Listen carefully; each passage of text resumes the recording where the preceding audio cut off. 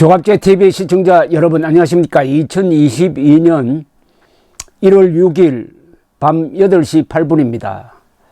신년에 들어와서 이 나라를 걱정하시는 분들이 이러다가 문재명 정권이 현실화되는 것 아니냐. 그렇게 되면은 공산화로 가든지 자유민주주의, 법치, 한미동맹이 무너지는 것 아니냐. 그러면 우리가 자유를 잃을 것이고 자유를 잃으면 행복도 잃게 된다. 이렇게 걱정하는 분들이 참 많습니다. 어떤 극단적인 용어 선택을 하는 사람들은 이제 졌다 이렇게 이야기하는 사람도 있어요.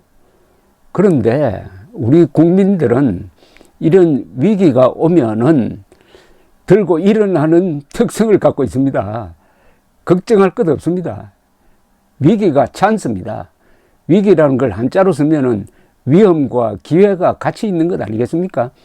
위험 속에서 일어나면서 돌파구를 찾으면은 그냥 역전승으로 가는 경우가 많습니다. 이게 도전과 응전이죠. 대한민국에 문재명이라는 도전자가 나타났습니다. 그러면 거기에 응전을 하면 됩니다. 응전하는 과정에서 문재명 정권을, 문재명 세력을 완전히 청소해버리고 내년 3월 9일에 압도적으로 승리할 수 있는 그런 여론 구조가 아직도 살아있다는 것을 잊어서는 안 됩니다. 거의 모든 여론조사에서 정권 바꿔야 한다는 사람이 6이라면은 정권 유지 4, 이 구도는 계속되고 있습니다. 6대 4입니다. 그러면 뭐냐?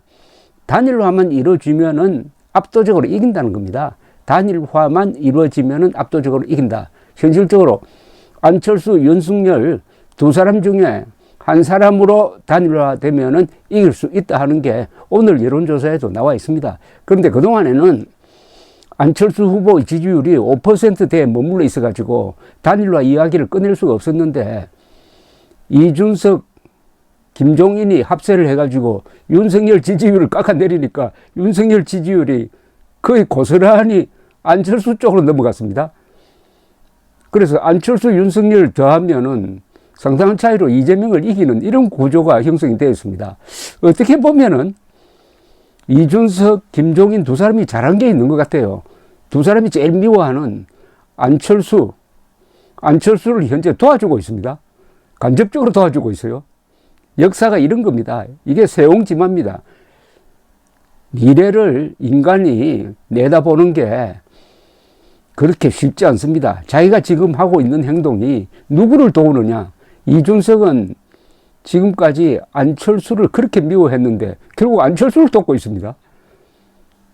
이게 바로 하늘, 역사, 이 차원에서 내려다보면은 인간이 오늘 하는 그 행동은 인간이 의도한 대로 가지 않는다.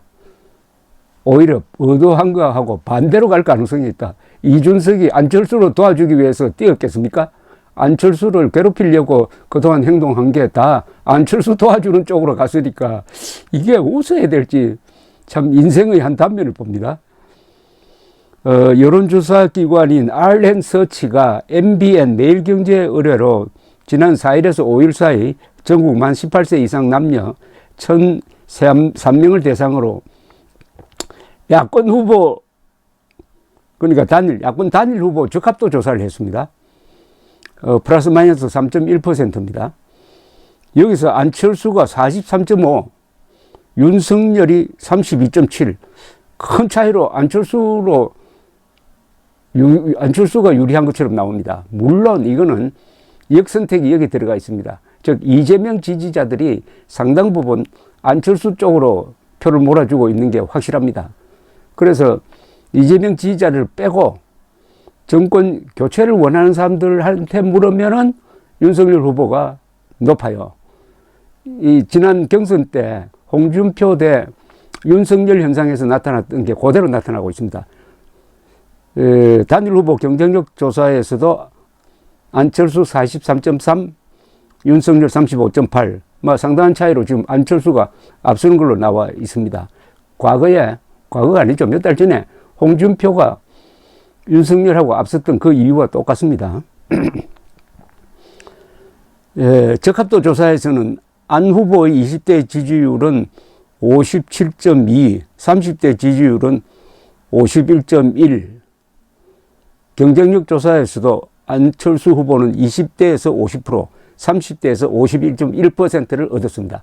그러니까 20대, 30대 표가 안철수 쪽으로 갔다는 겁니다. 윤석열에서 빠져가지고. 그래서 안철수가 국민의힘, 국민의당 단일 후보로 나서는 경우에는 다자 대결을 한번 해봤더니 안철수 41.6%, 이재명 33.7%, 심상정 4.8%입니다. 그러니까 안철수가 압도적으로 이재명에게 이기는 걸로 나오고 있습니다. 단일화만 되면은. 이 다자간 대결에서도 안철수 후보는 20대, 30대 지지율이 이재명보다 높았습니다. 20대에서 49.3, 30대에서 42.9. 반면 이재명은 20대 지지율 22.3, 30대 지지율 30.6. 그러니까 20대, 30대에서 안철수가 이재명에 상당히 경쟁력이 있다는 겁니다. 윤석열 지지층에서는 안철수, 그러니까 단일화 했을 때, 윤석열, 안철수가 단일화 했을 때 윤석열 지지층에서 62.2, 정권 교체층에서 65.2, 국민의힘 지지층에서 65.8%가 안 후보를 지지하는 쪽으로 흡수가 된다. 뭐 이런 것도 나와 있습니다. 다자 대결에서는 현재 진행되는 다자 대결에서는 이재명 38.5, 윤석열 34.2, 오차범위 내에서 접전을 벌이고 있는 편입니다. 그런데 안철수 후보가 12.2%까지 올랐습니다. 이 조사에서 안철수 12.2, 그다음에 윤석열 34.2, 이재명 38.5. 이제 본격적으로 단일화 국면이 전개되고 있습니다. 그런데 아무도 지금 선뜻 단일화 이야기를 꺼내지 못합니다. 지금은 세를 불리는 단계입니다. 서로. 그런데 이 세를 불리면은 윤석열은 윤석열대로, 안철수는 안철수대로 열심히 뛰어가지고 각각의 지지율이 동반 상승할 가능성도 있다고 봅니다.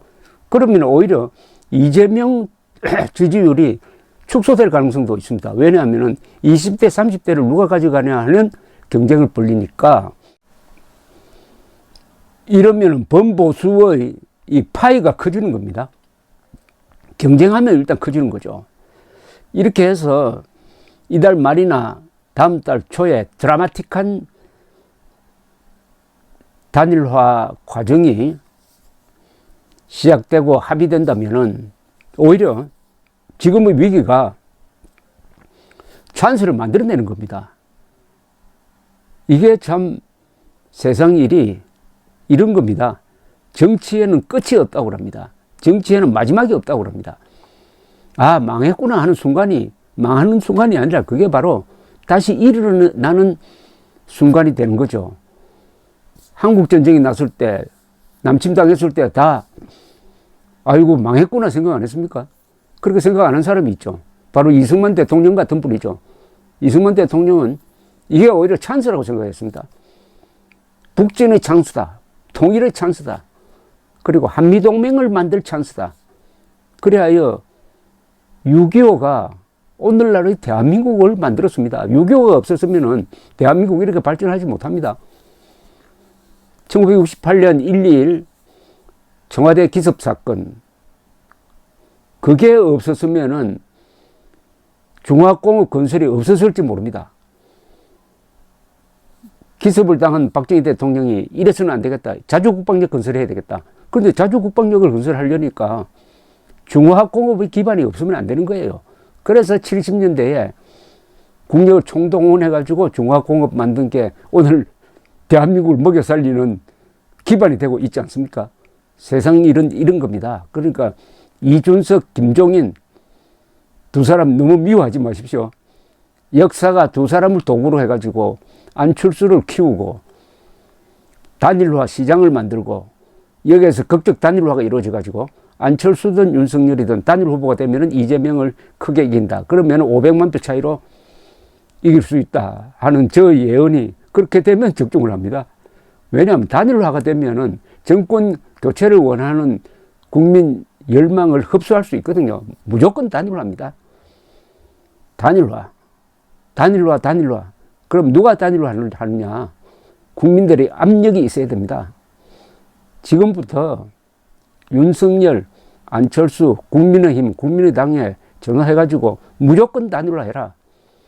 안철수든 윤석열이든 단일 후보 찍겠다. 단일화 합니다. 감사합니다.